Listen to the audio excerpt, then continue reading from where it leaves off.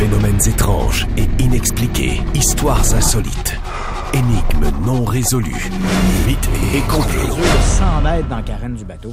Et voilà, 9h47, on parlait du Titanic. On se rappelait des souvenirs, Christian Page et moi, parce qu'aujourd'hui, 107 ans, Jour pour jour, le Titanic frappait donc l'iceberg à 22h30 et dans la nuit du 15... Du 14 au 15 avril. Du 14 au 15, vers 2h du matin, 1h30, 2h, il coulait.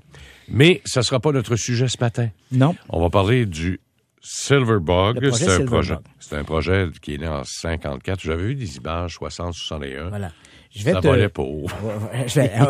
On va faire un saut dans le temps, si tu le veux bien. On est en avril 1954. Hein? L'heure est un peu au bilan. Les Américains viennent de sortir de la guerre de Corée. La situation s'envenime du côté du Vietnam. On est à 18 mois avant le déclenchement de la guerre du Vietnam. Donc, on est à peu près une période charnière. C'est la période des bilans. Et là, les Américains, on le sait, ils n'aiment pas être pris au dépourvu. Hein? Après la Deuxième Guerre mondiale, par exemple, ils ont regardé les échecs du Troisième Reich et ce qui avait coûté la victoire aux Allemands contre la Russie, c'était le fait qu'on avait attaqué les Russes sur un territoire gelé dans la neige et eux, ils pouvaient combler cette lacune. Alors les Américains, immédiatement après la Deuxième Guerre mondiale, ont fait l'opération à High Jump en Antarctique où ils se sont pratiqués au cas où un truc semblable arrivait pour pouvoir affronter les Russes. Et là, donc, on fait un peu ce bilan-là avec la guerre de Corée et les Américains se rendent compte qu'ils sont vulnérables sur plusieurs tableaux. Le premier, c'est lorsqu'on est en conflit dans un territoire boisé avec de la jungle, il est difficile. Bon, il faut éliminer l'idée de construire des pistes d'atterrissage dans la jungle. C'est trop dangereux. C'est beaucoup trop dangereux. Ensuite de ça, on peut utiliser des hélicoptères, mais ça demande une grande zone. Hein, il faut déforester une grande zone. Oui.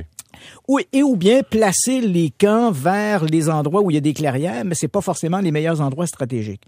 Les Américains se rendent compte également que leurs propres bases militaires sont névralgiques. Hein. Il suffirait, par exemple, aux Soviétiques de lancer des bombes sur les pistes d'atterrissage dans les grandes bases militaires et les avions seraient littéralement cloués au sol. Donc, on se rend compte qu'on est névralgique. On se dit qu'il faudrait développer un super engin, le projet Y.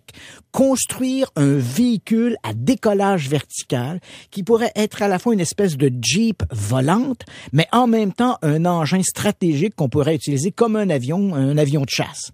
Alors, le projet Y est né et, crois-le ou non, l'idée, c'est de construire une soucoupe volante.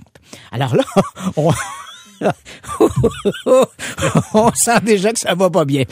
On est donc en avril 54. En décembre 1954, le Pentagone rencontre des dirigeants de la compagnie Avro Canada. Et la compagnie Avro Canada, à ce moment-là, est en train de mettre au point un super chasseur, l'avion Arrow. CF-100. Le CF-105. Écoute, on pourrait faire une émission complète sur cette histoire-là parce que l'appareil était très performant et pour des raisons qui restent nébuleuses, en 1959, le gouvernement de John Diefenbaker a décidé de plier devant Eisenhower. De plier devant Eisenhower et de mettre un terme au projet de l'avion Arrow, qui était quand même passé de 2 millions de pièces à l'époque à 12 millions. Donc, c'est un peu l'élément qu'a évoqué Diefenbaker. Si le projet coûte trop cher, on met la clé dans la porte et merci. Il y avait des clients en Europe, il y avait des clients partout. Absolument. Sauf qu'Eisenhower voulait vendre ses missiles, lui. Ces missiles Beaumark qui étaient mieux que développer des avions. Bref, on est tous dans une histoire de conspiration. Mais bref, en 1954, en décembre 54, le Pentagone rencontre cette compagnie Avro et la compagnie Avro dit, nous, on est capable de construire cet engin-là. Nom de code du projet top secret, projet Silverbug. Et je t'ai amené ici les documents du Pentagone qui concernent la mise en place du projet. Et quand tu regardes ça, écoute, on est dans la science-fiction. L'idée, c'est de construire un engin qui ressemblera à un disque. Il pourra voler au ras du sol. Il pourra grimper jusqu'à 25 000 pieds, atteindre 2 ou 3 fois la vitesse du son. Écoute, on est littéralement dans la science-fiction. En plus, je pense qu'il s'il a monté à 10 pouces, c'est écoute, beau. La compagnie Avro dit, aucun problème, on va vous construire ça. Alors, le document que tu as en main, c'est la signature du contrat entre le Pentagone et la compagnie Avro pour construire ce projet Silverbug, l'insecte d'argent. Et ultimement, on va arriver à quelque chose de tout à fait différent. On va arriver avec un engin qui ressemble à et qui ressemble en fait à une turbine placée au milieu d'une coquille de métal avec 2 pilotes. Ça ressemble à mon aspirateur. Une hoover. Écoute, ça fait un bruit épouvantable. Ça s'élève de quelques mètres à peine au-dessus du tarmac. Ça ballotte à gauche et à droite. Aucune stabilité. C'est un épouvantable gouffre financier. La compagnie Avro doit éventuellement reconnaître qu'elle est incapable de mettre au point cette machine sur laquelle les Américains misent tant. Et finalement, en 1961, le projet de l'Avrocar, parce que son véritable nom, c'était Avro VZ9V, dit projet Y, mais finalement, l'Avrocar, qui devait remplacer, on le comprend, le véhicule aurait été si tout ça avait fonctionné, on le comprend que ça aurait été extraordinaire. L'engin aurait pu avoir un peu la disponibilité d'une Jeep volante, tu comprends, durant la guerre du Vietnam, par exemple. On aurait pu utiliser ça pour se promener en terrain marécageux et pouvoir grimper à haute altitude, chasser éventuellement l'ennemi en utilisant l'engin, mais éventuellement, le projet est abandonné, beaucoup trop coûteux, impossible à réaliser. Est-ce qu'aujourd'hui, on pourrait réaliser un engin très semblable? Sans aucun doute. À l'époque, il faut bien comprendre qu'on avait des déficiences sur le plan de l'informatique. Aujourd'hui, grâce à l'informatique, on pourrait régler les problèmes de stabilité. Mais crois-le ou non, on a construit 2 de ces engins-là, 2 épouvantables engins que j'ai eu la chance de voir. Il en reste encore un. Et en fait, les 2 existent encore aujourd'hui. Un est dans un musée, l'autre est à l'extérieur d'une base militaire aux États-Unis. Et ces engins-là ont marqué l'histoire. Et pour les amateurs d'OVNI, tu comprendras qu'il y a tout un lien par rapport aux secoupes volantes. On se dit, est-ce que le Pentagone, les militaires n'auraient pas été inspirés de construire un engin comme celui-là en allant chercher de l'inspiration du côté des rapports concernant l'apparition d'OVNI? Il y a même certains, l'une des plus célèbres histoires d'OVNI au Canada va se passer en mai 1967, où un résident de Winnipeg va observer près de Falcon Lake 2 engins en forme de disque, dont l'un va se poser près de lui. Et certains ont dit, est-ce que ce n'était pas des versions améliorées des secoupes Avro? Et de là est né David Vincent. Il les a vus. Il les a vus. Écoute, c'était le projet Avro est en fait un ombrage sur les succès aéronautiques de la compagnie Avro qui réussissait avec le Lancaster. Avec le Lancaster, avec l'avion Arrow, bien sûr, qui était le CF-105, qui était tout à fait remarquable, qui avait obligé finalement, on avait été obligé avec la fin de l'avion Arrow d'acheter les fameux Beaumark missiles et on a été obligé d'acheter des avions Voodoo, des CF Voodoo de fabrication américaine. Il faut quand même le dire. Les fantômes aussi. Oui, il faut quand même le dire, François, avec l'avion Arrow, à un moment donné, il y a eu une idée, ou en tout cas, il y a eu une rumeur que les plans de l'Arrow avaient peut-être été communiqués aux Russes. Et c'est vrai qu'éventuellement, 2 ans plus tard, les Russes vont sortir le MiG-25, qui ressemble étrangement à l'avion Arrow. Mais enfin, c'était l'épopée de cette belle épopée de l'aéronautique où on essayait n'importe quoi. Et tu me fais toujours plaisir quand tu parles d'aviation avec moi, Christian Page. Merci beaucoup.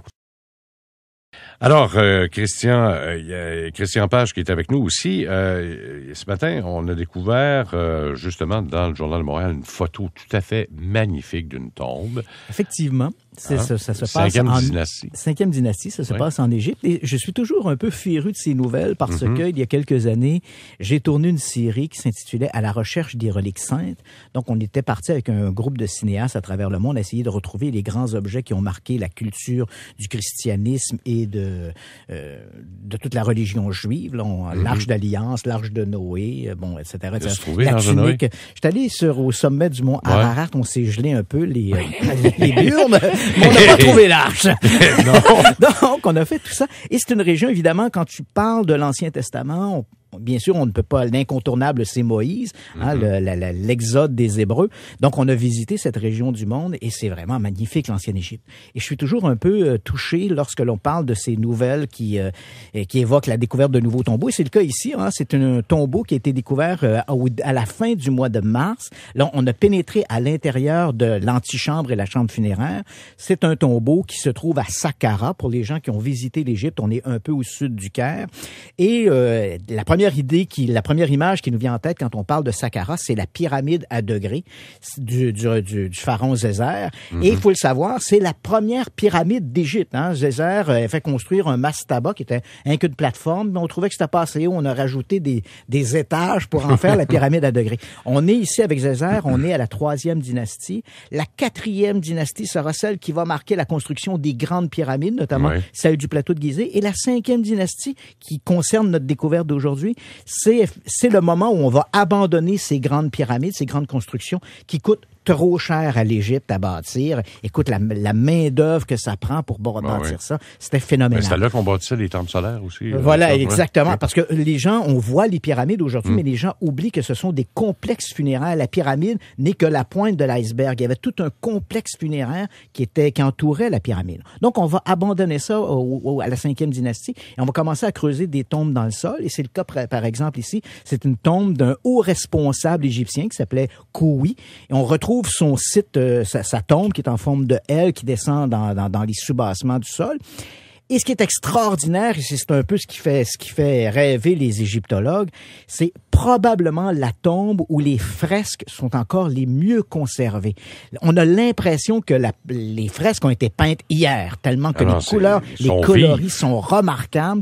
Et on est ici sur le complexe funéraire d'une reine égyptienne de la 5e dynastie qui s'appelle Sétibar et qui était énorme sur le complexe de Saqqara. Et ce Kouhi était l'un des hauts responsables de l'administration, d'où l'importance de sa tombe. Et là, évidemment, on le comprend, depuis 2011, il y avait eu beaucoup de problèmes en Égypte qui avaient réduit le nombre de touristes. Là, la situation reprend, c'est un peu mieux. Et c'est sûr que l'industrie du tourisme est l'une des industries les plus importantes de l'Égypte et en particulier pour la visite des tombes. Et espérons que les gens pourront visiter cette tombe qui est tout à fait remarquable. Et on a même annoncé qu'on se préparait à rouvrir la tombe de Toutankhamon. Bien sûr, on avait fermé à cause que la lumière, la présence des touristes entraînait une dégradation des murs, des fresques. Et là, on se prépare à rouvrir à nouveau la tombe de Toutankhamon.